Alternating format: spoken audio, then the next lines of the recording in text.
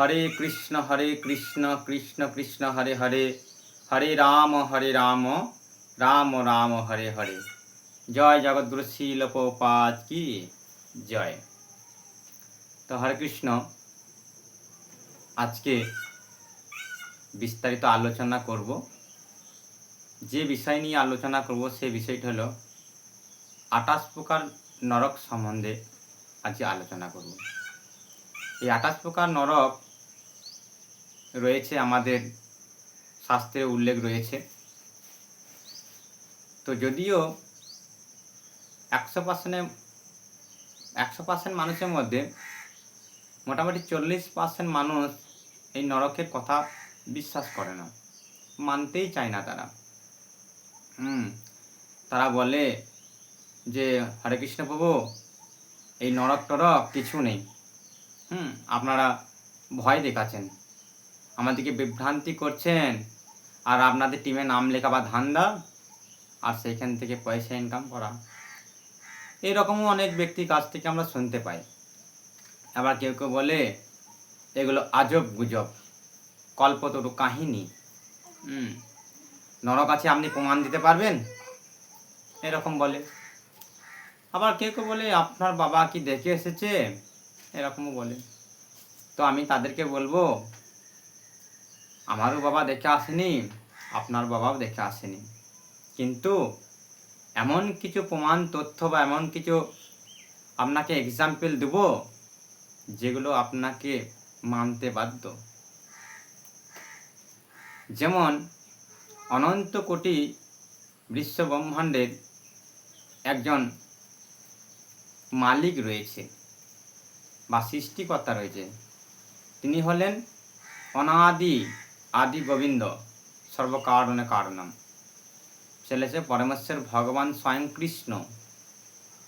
তিনি অনাদি, অনাদি আদি। আদি কথার অর্থ হচ্ছে আর ঊর্ধ্বে কিছু নেই, মানে আদির ঊর্ধ্বে আর কিছু নেই। উনি হচ্ছেন সর্বশ্রেষ্ঠা, ওনার থেকেই সব কিছু সৃষ্টি। তো সেই কৃষ্ণ অনন্ত কোটি এই ব্রহ্মাণ্ডের যিনি মালিক, সৃষ্টি করেছেন, তিনিই বলছেন যে আমি এই মানুষকে মানে শাস্তি দেবার জন্য বা শাসন করার জন্য আমি নরকও তৈরি করেছি। আপনারা একাদশীর মাহাত্ম্য কথায় জানতে পারবেন পড়লে। একবার পক্ষীরাজ গরুরের পিঠে চড়ে ভগবান যমালয়ে গিয়েছিলেন। সেখানে যমরাজের সঙ্গে আলোচনা করার সময় একবার ওখানকার মানুষেরা যারা নরকগ্রামী হয়েছিল তাদের আর্তনাদ কৃষ্ণের কানে এসেছিল। তো তখন তিনি বলেছিলেন এটা কিসের আওয়াজ? তো যমরাজ বলেছিলেন মাতৃলোকে মানুষরা যমযন্ত্রণা ভোগ করছে, তা তারা প্রাণ ভিক্ষা চাইছে, সহ্য করতে পারছে না তাদের কানে। তখন কৃষ্ণ সেই যমালয়ে গিয়ে তাদের কাছে একাদশী রূপে আবির্ভূত হয়ে তাদেরকে একাদশী করিয়ে সবাইকে বৈকুণ্ঠে পাঠায় বা বৈকুণ্ঠ লাভ করায়। তখন থেকে আবির্ভাব হয় একাদশী। তো এই একটা বড় প্রমাণ। আরও একটা বড় প্রমাণ রয়েছে নরক আছে না নেই, সেটা হলো সান্ধ্যপ মুনির, কৃষ্ণের গুরুদেব সান্ধ্যপ মুনি, তার স্ত্রীর পুত্র সমুদ্র জলে ডুবে যায় এবং দেহত্যাগ করে। তো অনেক বছর পর কৃষ্ণ তার আত্মাকে যমালয় থেকে ফিরিয়ে এনেছিলেন। কৃষ্ণ প্রতিজ্ঞা করেছিলেন তার গুরু মাতার কাছে যে আমি ফিরিয়ে আনবো। তো তিনি যমালয়ে গিয়েছিলেন বলরামকে নিয়ে। এই একটা বিশাল বড় প্রমাণ, মানে প্রামাণিক যে নরক আছে। আর আমি আপনাদেরকে এক্সাম্পল দেবো, আপনারা বুঝতে পারবেন। কেন না এই নরক সম্বন্ধে মানুষ বিশ্বাস করে না, তার কারণ একটাই। কারণ ভগবানের এই সৃষ্টি শুধু এই ব্রহ্মাণ্ড নয়, অনন্ত কোটি ব্রহ্মাণ্ড আমাদের চিন্তার বাইরে। মানে ভগবানের দিব্য লীলা বা সৃষ্টি লীলা অচিন্তনীয়। তাই দেবতারাও চিন্তার করেও ভগবানকে বুঝে উঠতে পারছে না। তা আমরা তো সাধারণ, তাই আমাদের চিন্তার বাইরে ধারা বা আমাদের চিন্তার বাইরে বলে আমরা সেগুলোকে বিশ্বাস করি না বা মেনে নিতে পারি না। তো আমি এক প্রকার একটা এক্সাম্পল আপনাদেরকে দেব। ধরুন আপনার বাড়িতে একজন কোনো ব্যক্তি নিমন্ত্রণ কার্ড দিতে এলো বা নিমন্ত্রণ করলো যে প্রভু আমার মেয়ের বিয়ে জ্যৈষ্ঠ মাসে 18 তারিখে, আপনি যাবেন, একটুকু খাওয়া দাওয়ার ব্যাপার আছে, মেয়ের নিমন্ত্রণ করলাম, মানুষকে খাওয়াবো বলে আয়োজন করেছি। তো নিমন্ত্রণ কার্ড এসেছে, নিমন্ত্রণ আছে, নিশ্চয়ই খাবারের আয়োজন আছে।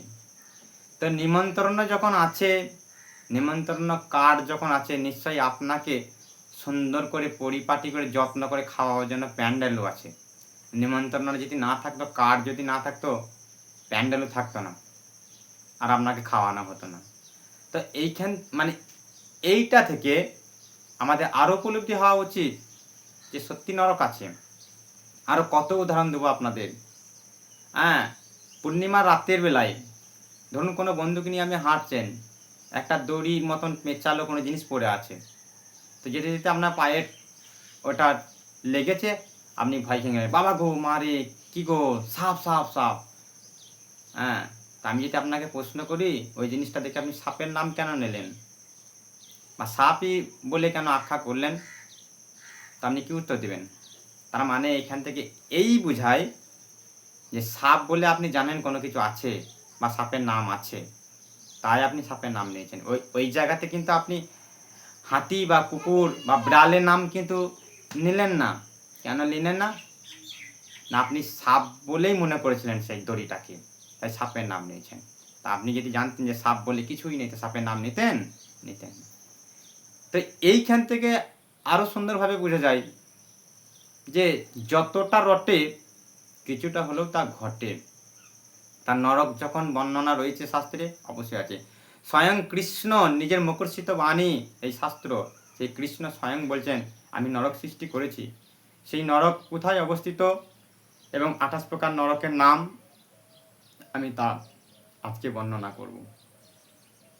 তো আপনারা শ্রবণ করুন।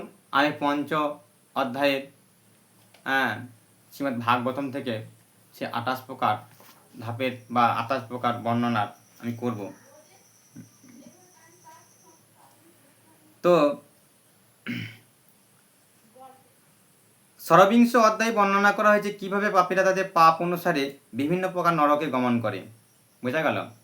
তা যমদূতদের দ্বারা নানা প্রকার যন্ত্রণা ভোগ করে মানুষ সাজা শাস্তি পায়।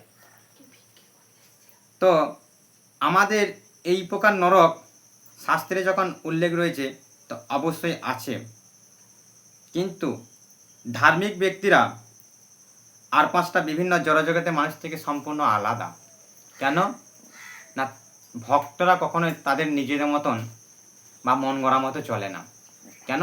তারা শাস্ত্রের অনুপাতে বিচার করে তাদের জীবনযাপন করে। কিন্তু নাস্তিকরা নিজেকে কর্তা বলে মনে করেন, আমি হচ্ছি ভগবান।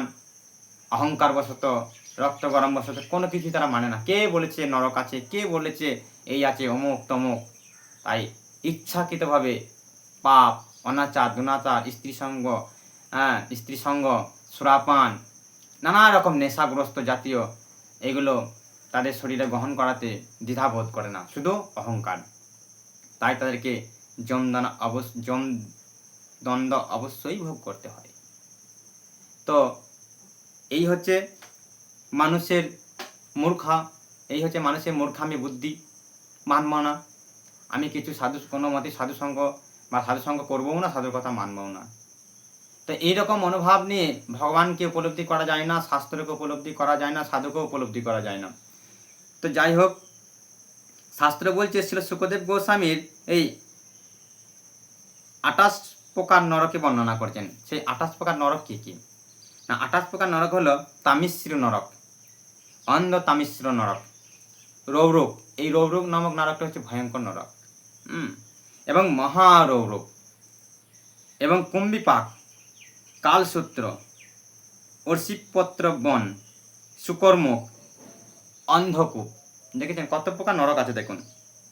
অন্ধকূপ, কিমি ভজন, দংশন, সুপ্তসূর্মি, বজ্রকণ্ঠক এবং সালম্বী, বৈতরণী, যে নরকটা হচ্ছেন শুধু পুজ আর পচা রক্ত, সেই বৈতরণ নদীতে পাপীদেরকে ফেলা হয়, এবং পূজয়ত, প্রাণরোধ, বিশ্বন, লালাক্ষণ এবং সারমেয়াদন, অবিচিত, অবিচি, আয়নপান, খারকদম,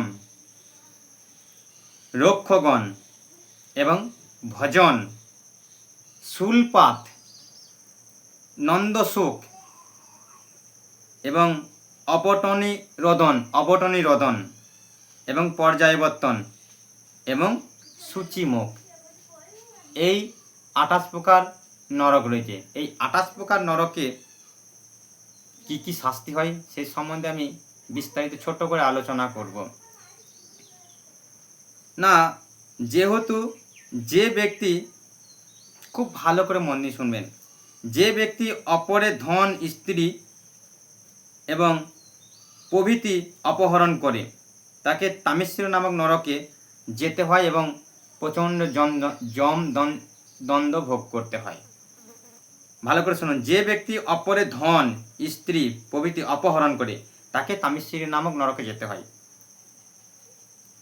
হ্যাঁ, এই তামিশ্বর নামক নরক অত্যন্ত ভয়ঙ্কর।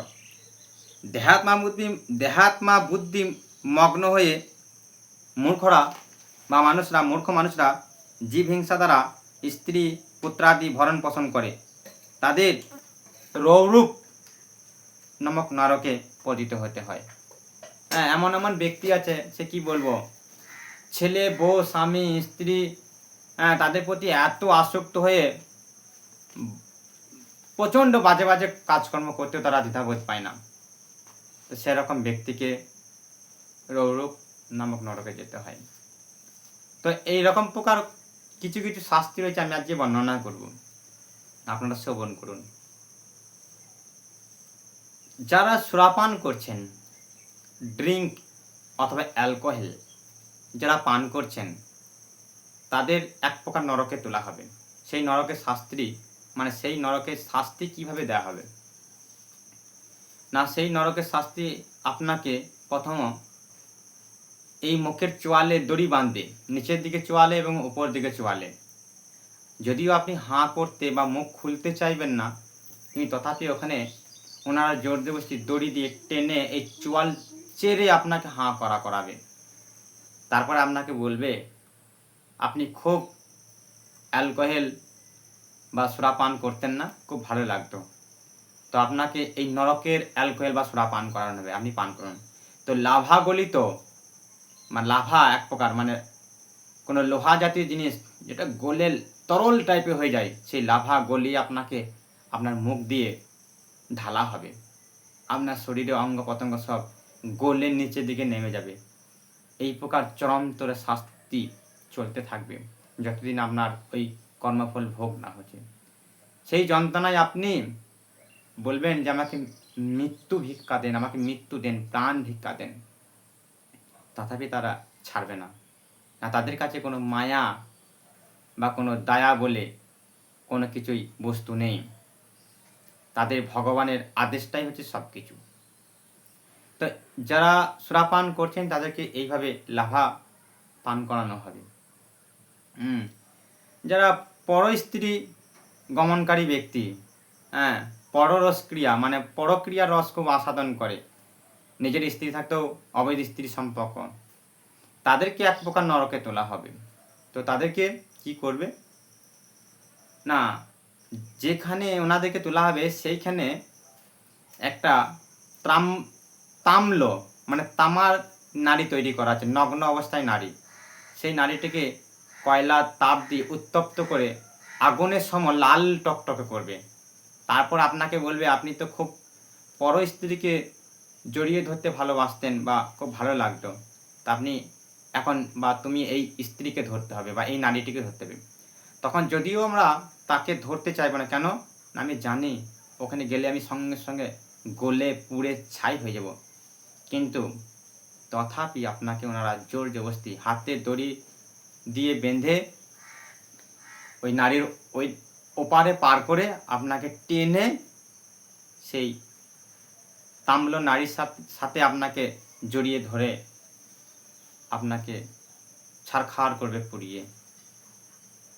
এইভাবে দিনান্তর আপনার শাস্তি ভোগ হবে। জানি না কতদিন চলতে থাকবে, শাস্ত্রে উল্লেখ রয়েছে। তো তাদেরকে এইভাবে শাস্তি দেয়। যারা অপর জীবের মাংস ভক্ষণ করেন, যারা মাছ মাংস খাচ্ছেন, খুব ভালো, হ্যাঁ, মাংস ছাড়া ভাত খাওয়া যাবে না, ওই নিরামিষ রাখুন, প্রসাদ রাখুন, ভজনে কাজ নেই, মাছ মাংস খাও, তবে শরীরে শক্তি লাগবে। অনেক শরীরে মাংস লাগে, যে কত মোটা সোটা হয়ে গেছি, এরা ভক্ত হয়ে দেখুন না শুকিয়ে খটখটে হয়ে গেছে বাবু, মাছ খাবে না, মাংস খাবে না, ভালো মন্দ খাবে না, তো এদের আবার শরীর। আমার শরীরটা দেখুন একবার, হ্যাঁ, মানে অপরের মাংস খেয়ে খেয়ে নিজের মাংস বাড়িয়েছে তাদের জন্য। তো এরকম যারা করেছেন তাদেরকে এক প্রকার নরকে তোলা হবে। তো আপনাকে একটা পিলারের সাথে বাঁধা হবে, যাতে আপনি নিজে আপনার শরীরটা দেখতে পান। সেইভাবে এইরকমভাবে হাতগুলোকে দিয়ে আপনি কিছুই করতে পারবেন না। তো আপনাকে দুটি অপশান দেবে ওনারা, বলবে যে তুমি পরের মাংস ভক্ষণ করেছো, আজকে তোমার মাংস ভক্ষণ করবে তুমি নিজে যদি তোমার মাংস ভক্ষণ করতে পারো তাহলে ঠিক আছে, আর যদি না খেতে পারো তাহলে আমার পোষা কুত্তা বা শিগাল আছে, জন্তু জানোয়াররা, তারা খাবে। তো অপশানটা আপনার, কোনটা নেবেন? যদি নিজে খান তা ভালো, আর নাহলে শিগাল কুকুর এসে আপনাকে টেনে ছিঁড়ে নাড়ি ভুঁটুরি যা আছে সব বের করে নিজে আপনার চোখের সামনে আপনাকে আস্তে আস্তে আস্তে ভক্ষণ করবে। এইভাবে নিরন্তর চলতে থাকবে। মরবেন না, আপনি অচেতন হয়ে যাবেন, দেহাত্যাগ করবেন, ঠিক আছে, কিন্তু পুনরাবৃত্তি ওই নরকে সূর্য উঠবে, আবার আপনি ধীরে ধীরে প্রাণ ফিরে পাবেন, তারপর আবার পুনরায় আবার সাজা শাস্তি শুরু, যন্ত্রণা শুরু। এইভাবে নিরন্তর জানি না কতদিন চলতে থাকবে। তো এইভাবে ধীরে ধীরে সমস্ত মানুষের যে যেমন পাপ কর্মতে লিপ্ত, তাদের সেরকম পাপের সাজা। হ্যাঁ, একটা গান আছে, দয়াল ব্রজেন্দ্র নন্দন ভজে যেই জন সফল জীবন তার। তো এ মন মাধব না ভজে মানব, কখনো মরিয়া যাবে। ঠিক এই প্রকার একটা গান, আমি জানি না। তো এরকম গানের মধ্যে তারপরেই শ্লোকই আছে, গানটাতে বলছে রৌরূপে কিমিতে খাবে। মানে যারা মানে এই বিষ পান করানো, এক প্রকার ঠিক বিষ পান করানো, মানে অনেক ব্যক্তি আছে দেখবেন কুকুর খুব জ্বালাতন করছে তার বাড়িতে, খাবারের মধ্যে বিষ দিয়ে সে কুকুরকে হত্যা করলো। এরকম বিষ পান করানো ব্যক্তিদেরকে, যারা বিষ পান করিয়ে বা কোনো জীবকে ফাঁসিতে, মানে পাখি হোক বা কোনো কিছু হোক, তাকে ফাঁসি দিয়ে মারলো, এইরকম ব্যক্তিদেরকে এই রৌরূপে কিমিতে খাবে। সেখানে 100 মাইল যোজন বিস্তৃত নিয়ে এই কিমি রয়েছে, সেখানে বড় বড় কিমি রয়েছে, আমাদেরকে ওখানে কিমিতে ভক্ষণ করবে, আস্তে আস্তে কিমিতে ধীরে ধীরে ধীরে ধীরে আমাদেরকে সাপের মতো খাবে। তো যারা বিষ প্রয়োগ করে জীব হত্যা করছেন তাদের। তো এরকম অনেক প্রকার শাস্তি রয়েছে। সেই শাস্তি আপনারা গ্রন্থ পড়লে জানতে পারবেন, আমি সামান্য একটু বর্ণনা করলাম। তো যারা যারা নরক বিশ্বাস করছে না তারা অবশ্যই সাবধান হয়ে যান। আর নরক কোথায় অবস্থিত? আপনারা বিশ্বাস করতে চান না নরক কোথায়? আমাদের এই ব্রহ্মাণ্ডে 14টা লোক রয়েছে, 14 লোকের মাঝে রয়েছি আমরা, ভূলোক।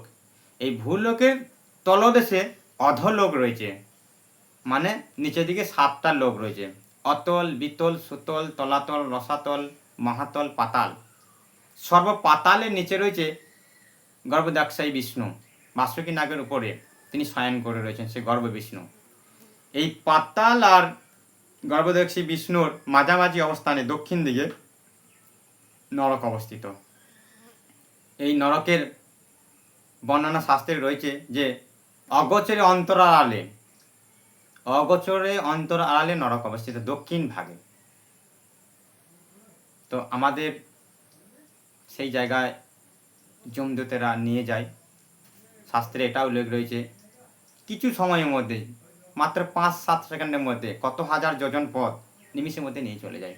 অথচ সেই রাস্তার মধ্যে অসংখ্য যন্ত্রণা দিয়ে আমাদেরকে নিয়ে যায়। গরম বালিতে হাঁটিয়ে গলায় দড়ি বেঁধে টানতে টানতে, সেখানে কোনো গাছ নেই, গরম বালিতে প্রচণ্ড তেষ্টা লাগে, শুনেছি প্রচণ্ড শাস্ত্রেও। যখন আমরা জলের জন্য প্রাণ ভিক্ষা চাই, আমাকে প্রাণ নিলেন কিন্তু অথবা এক গ্লাস জল দেন, আমাকে জল দেন জল দেন, কিন্তু ওখানে জলের কোনো বালাই নেই। ছোঁয়া খুঁজে বেড়ানোর চেষ্টা করি, ছায়া, যে একটু ছায়া পেলে খুব ভালো হয়, কিন্তু ওখানে কোনো ছায়া নেই, কোনো গাছ নেই। সেই সমস্ত জায়গায় আমাদেরকে চাবুক মারতে মারতে পিঠের চাম ছাড়িয়ে দেয়, তারপরে সেই রাস্তায় হাঁটিয়ে টেনে হিঁচড়ে নিয়ে যায়। রাস্তায় যেতে যেতে কত জীবজন্তুরা আমাদেরকে দংশন করে, কামড়ায়। তো এরকমভাবে আমাদের শাস্ত্রে উল্লেখ রয়েছে। অনেক প্রকার ভয়ঙ্কর ভয়ঙ্কর। তারপরে যেসব মানুষরা জানি না কি পাপ করলে সেই বৈতরণী নদীতে ফেলে দেয়। কম্বিপাক, যারা তেলে ভেজে জীবজন্তুদিকে খাচ্ছে, শামুক, কাঁকড়ি, মাছ, মাংস, কি বলবো। অনেক অনেক ব্যক্তিরা তো আবার সেই গুগলি টাইপে, মানে একটা পোলট্রিকে কাটলে তো একটা জীব হত্যা করা হয়, তারপরে ওনারা হাজার হাজার গুগলিকে ধরে নিয়ে এসে একসাথে 1000 জনকে হত্যা করছে। তো তাদেরকে কুম্ভীপাক নরকে ফ্রাই করা হয়। এরকম কুম্ভীপাক রয়েছে, অন্ধ তামিশ্রী রয়েছে। এবার অন্ধ তামিশ্রী নরকে এক প্রকার শাস্তি হয়, শাস্তির উল্লেখ রয়েছে, জানি না কি পাপ করলে। ওখানে যখন আমাদেরকে তুলে, তো ওই জায়গাতে অন্ধকার, কিছুই দেখতে পায় না, আমাদেরকে ঘরে চাবি লাগিয়ে দেয়। কিন্তু ওখানে এমন এক প্রকার কীট রয়েছে, সেই কীটগুলো আমাদের শরীরের 9টি দ্বারের মধ্যে যে কোনো এক দ্বার দিয়ে ঢুকবে, হয় চোখ দিয়ে বেরোবে, না হলে এই মুখ দিয়ে বেরিয়ে আসবে, নাহলে কান দিকে বেরোবে, আবার কান দিকে ঢুকবে, নাভিতে বেরোবে, নাভিতে দিলে আমাদের নানা রকম দ্বার রয়েছে, সেই দ্বার দিকে বেরিয়ে যায়, আর কেটে কেটে পুরো শরীরকে শেষ করে দেয় ভিতরে। আর আমরা কিছুই দেখতে পাই না, শুধু যন্ত্রণাতে ছটফট করি। এটা অন্ধতা মিশ্রিত নরক।